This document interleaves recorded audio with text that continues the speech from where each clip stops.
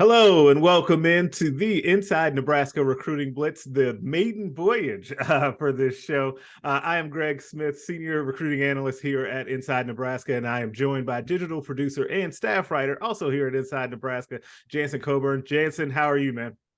I'm doing good, Greg. I'm hanging in here in California, enjoying the warm weather. Yeah, we got.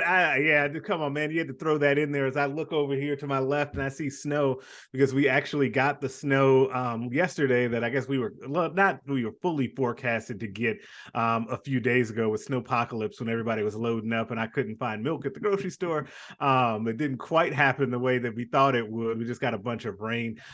So I'm infinitely jealous of you being in California, but it's okay. What is the temp? Just make me feel all the way bad. You know what the temperature is out there right now? It's probably in the low 60s. All I can say is there's no snow and I can go outside with a t-shirt and shorts. So Okay, yeah, that'll do it. That'll make everybody listening to this back home in Nebraska feel a little bit jealous here. But what we've got going on here and Inside Nebraska's recruiting blitzes is we're going to kind of run through some hot topics that have been going on in Nebraska recruiting. Jansen has some questions that we'll kind of run through, and I'll give you guys kind of the lowdown of what's happening. It is a busy time right now. Is there any number of ways and things that we can talk about as we're just a week or so away from the second signing day? February 1st here for Nebraska. So, Jansen, why don't you kick us off, man? What do you got first? yeah, Greg, like you talked about, there's been no shortage of things to talk about. It seems like in the past, things trickle off after that first signing day, but with the new coaching staff coming in, they're still full swing in recruiting and bringing guys on campus. So I wanted to ask you about this particularly this weekend and who's come on visits. Who do you know that is taking a visit this weekend? Who are some of the guys, and just what have you heard? Yeah, I guess so. First things first, there's another transfer on campus, Jacob Hood, big offensive lineman from Georgia. It's what the third or fourth fourth Georgia transfer that they've hosted for an official visit during this time between the early signing period and now. There was a fun social media post floating around that he put out over the weekend of him doing snow angels at Memorial Stadium. That got a lot of buzz and attention. That usually tells you that the visit is going pretty well. He's kind of embracing that, right? You also have a defensive player from California, Sua Lafutu, who was previously committed to Washington. He's a three-star by our service. And then you also have Demetrius Bell, who's the highest rated player of the group that was here on official visit. He's a four-star wide receiver out of Tennessee, was also previously committed to a different school. He was committed to Michigan State over the summer, but back off of that pledge in August. And then you've got a pair of teammates that are on campus as well. Ishmael Smith Flores, who's a fascinating tight end hybrid prospect to me. I think that he's maybe the most interesting guy on campus outside of Hood to me, just because what he could kind of turn into. He's an Iowa legacy commit. His dad played at Iowa. He's got a cousin that currently plays at Rutgers, where he officially visited last week. And then he had another cousin that also played at Rutgers previously too. And then, oh, by the way, Nebraska's got a connection to him because his former high school coach, Bob Wager, is now the tight ends coach and would be the position coach for him should he come to Nebraska. And then his other teammate that was also here, the fifth guy, is Jeremiah Charles. Almost said Jamal. Shout out to the Chiefs. I was watching them yesterday, and Patrick Mahomes. Jeremiah Charles, wide receiver who has a unique story, who was just offered by Nebraska this past week. I believe it was on Tuesday that Matt Rule, Bob Wager, and Evan Cooper, the secondaries coach, were out in Texas kind of at his high school. They saw him play basketball. He had 22 points and 4 dunks, and they said that's what we need to see with this athleticism. We're going to go ahead and offer him. He cried when he got the offer, he said, which is always a good indication that, one, he was really hoping for a bigger offer, and two, things might be going down the road of a commitment between Charles and Nebraska. But it's a full boat that is in the house this weekend for the Huskers. Yeah, it's interesting. You brought up a lot of those visitors are high school prospects, and I know they've more recently been bringing in some transfer portal guys too. And as far as we know, there's one in Hood from Georgia. I know last weekend there were more transfer guys on campus than we actually knew about. So Right. for now, we know of one. Normally in the past, it seemed like a lot of the guys sign in the early signing day, and then all that's really left going into the next signing day are some guys that were maybe in a tight battle, trying to figure out where they're going to go to college. And then there's some under the radar guys or low key guys that Matt Rule and his staff like to find and try to develop. The one that's really interesting that you brought up is that Ismail Smith Flores. How do you see him potentially factoring into the tight end conversation? They've got a lot of young tight ends on the roster, unproven guys. And where do you see them going with this?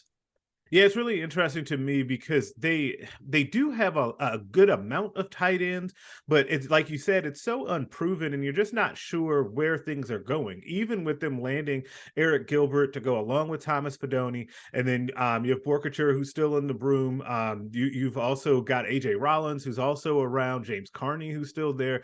So you have like a bunch of guys, and there's probably another guy or two that have walked on too.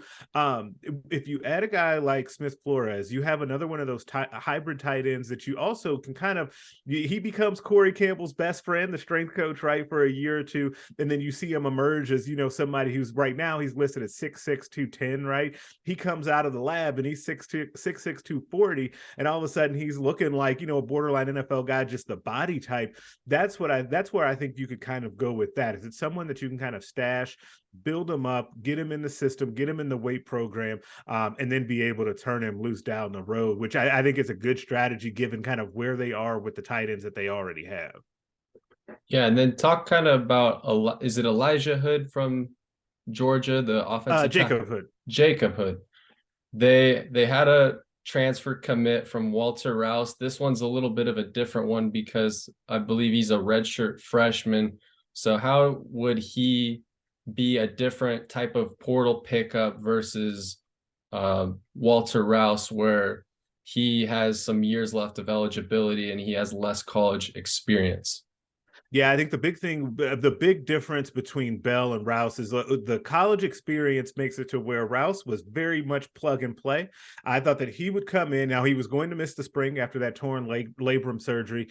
And he'll miss the spring at Oklahoma, but he will, because of that, and he had played so much college football already, there was not really a concern about that, right? Like, he was going to come in and be Nebraska's starting left tackle. I don't really have any doubt about that. He was going to start at left tackle. Teddy Proska was going to move to right tackle, and then they'd kind of move along from there. The thing with Jacob Hood is that he still needs some more development. He didn't really play for Georgia last year. He's still got to do a little bit of reshaping with his body as well. He's a really big kid, strong kid. Once he gets his hands on you, have you seen some of the clips floating around out there? And there's one that he actually has pinned to his Twitter profile. That if you haven't seen that, you definitely need to, because when he gets his hands on you, he can, as our buddy Jay Foreman says with the breakdowns, he throws you out the club, right? And so he's a guy though that will need a little bit more development. I think he could compete for a right tackle spot, but it's not the same plug and play situation that you had with Walter Rouse for sure. But we'll see where it kind of goes if he picks Nebraska. Yeah, and he would be the third or fourth Georgia player to commit to Nebraska out of the portal. There was a transfer from Eric Gilbert last week, MJ Sherman. What are those guys going to bring to the program? Yeah, I think first and foremost with Eric Gilbert, we'll start there because he's the most recent one. He's a freak of nature. Like, there is no other real way to describe it. You've seen him described as a unicorn, like all of that. Like, he was every bit the 5-star prospect coming out, and he was the number 1 rated tight end coming out during his senior season, because he's a matchup nightmare out there, right? He's big enough to be able to really hold up in the block in the run game blocking, but he's also very athletic and can get out and cause problems for linebackers or for safety. Right. And so everybody immediately has visions in their head. And Steve Mark did a great job with this write-up of 2 tight end sets with him and Thomas Fidone, back-to-back years of the number 1 tight end. Nice situation for Wager to walk into. But the problem has been getting him out on the field, getting him in a mental space to be able to contribute on a consistent basis. When he was out there for LSU, he was very good. It was really hit or miss for Georgia. But we should also mention that Georgia had 2 surefire NFL guys ahead of him, and Brock Bowers and Darnell Washington. And then Oscar or Grant Delp. I can't remember which one. I'm not as versed on the Georgia roster, who was also going to end up playing in the NFL one day as well as a freshman just this past year. So that's why he didn't really play as much as well, but he's still uber talented. And then when it comes to MJ Sherman, I'm really intrigued by him and what he can bring to Nebraska's defense and Tony White's 3-3-5, because I think that he could play either inside linebacker or be a guy that can kind of rush off of the edge as well, because he's got enough size and athleticism, I think, to be able to do either or. So he could be a really unique chess piece for Tony White here moving forward. He's a very athletic kid, had some injury issues previously. So as long as he's retained that, but he's healthy right now. So as long as he retained that athleticism, I think that he could end up being a really good player with a lot to prove for Nebraska.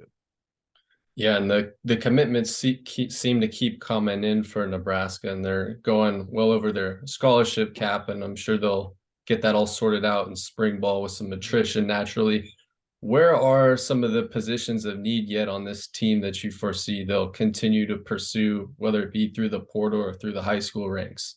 Yeah, I still think that the two biggest things are on the lines of scrimmage. And I think that, as we've seen with the people that they've brought in, I think that has been a focus for Rule and his staff here all along.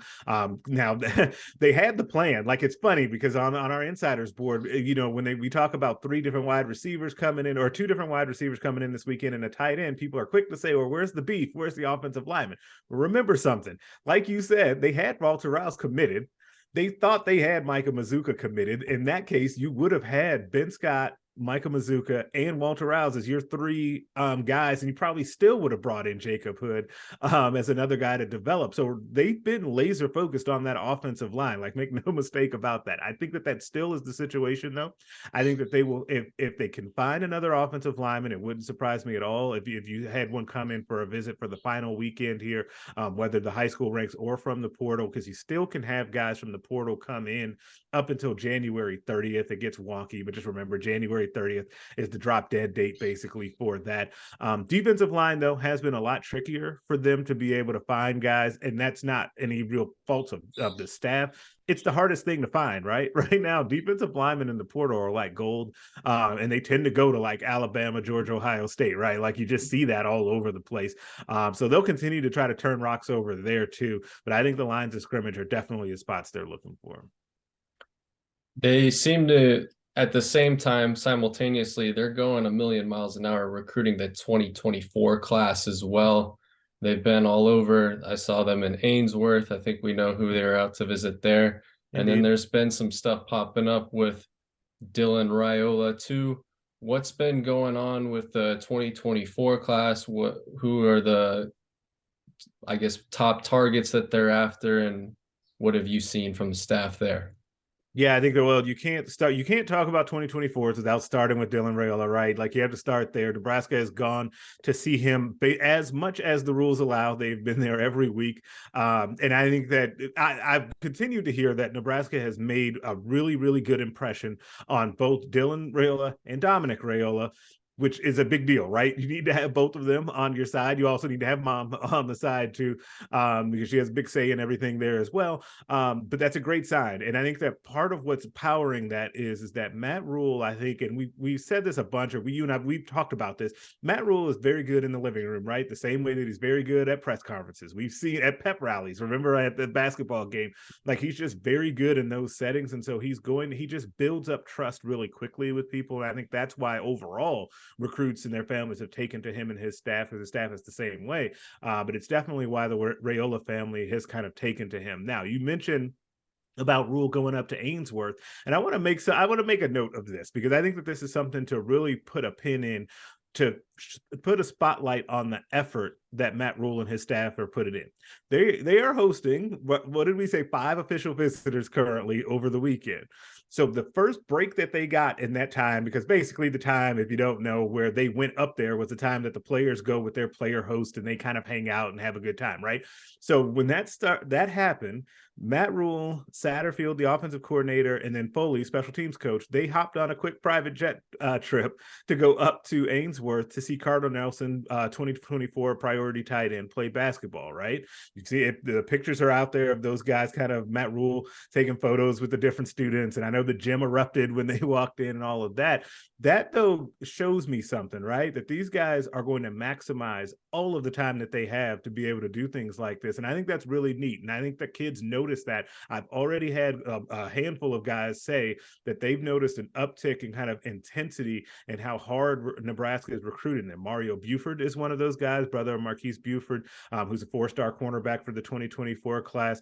In 25 class, Tyson Terry, Omaha North defensive lineman, said the exact same thing to me. Was that last weekend at the Warren Academy Showcase. Like, people are really noticing, recruits are really noticing how much focus these guys are putting on giving that personal touch and attention and effort in their recruitments. Yeah, I remember Matt Rule saying he was going to have his staff work as hard as they've ever asked themselves to work. And it seems like they're backing that up through their actions. Yeah. I want to ask you lastly about Commitment Watch. And I want to preface that we're recording this at about 4:00 on Sunday. So there might have been somebody who pulled the trigger before this video gets out. So who are some of the guys that are on Nebraska's radar, whether it be 2023 or 24, that you feel comfortable could be committing to Nebraska soon? Yeah, I think it's so this will be maybe the favorite one of these that we ever do for Nebraska fans, because I actually think of all the guys that are on campus, all 5 of them, including the transfer Jacob Hood, I think Nebraska has a good shot to land them all. Like, it would not be really surprising if Nebraska goes 5 for 5 out of this weekend. The rub there kind of is whether or not guys want to make those announcements right away, or we're close enough now to the signing day to where, some guys want to do it on signing day and do a ceremony at the school and all of that. But it would not surprise me at all if they go 5 for 5. I think the 3, I will highlight 3 guys that I think of from the weekend that are the most likely. I think Jacob Hood, the offensive lineman from Georgia, Demetrius Bell, the 4-star wide receiver out of Tennessee, and then Jeremiah Charles, the wide receiver from Arlington High School down in Texas. I think those are the top 3 that are the most likely to pull the trigger. But like I said, I think all 5 of the guys on campus this weekend should be classified as on commitment watch. Very well. Normally this would be the time for us to do some Q&A, but this is our first installment of Recruiting Blitz. So I'll say, if you have any questions for Greg, go ahead and leave them in the comment, or you can comment them on our website, on our board, nebraska.rivals.com, and we will do our best to answer those. Did I miss anything, Greg? No, I think that pretty well covers it. It was a good maiden voyage, man. This was a good first episode. We've got much more to come for you guys. This will be a lot of fun. I'm really looking forward to doing this with Jansen. As you guys can tell, I like that you guys get introduced to Jansen on this, because he's one of our newer guys come on board here. So I'm really happy for that. And again, make sure you like up the video, subscribe so you get these videos right in your feed, and go ahead and pop over to Inside Nebraska, nebraska.rivals.com, and we will catch you guys next time.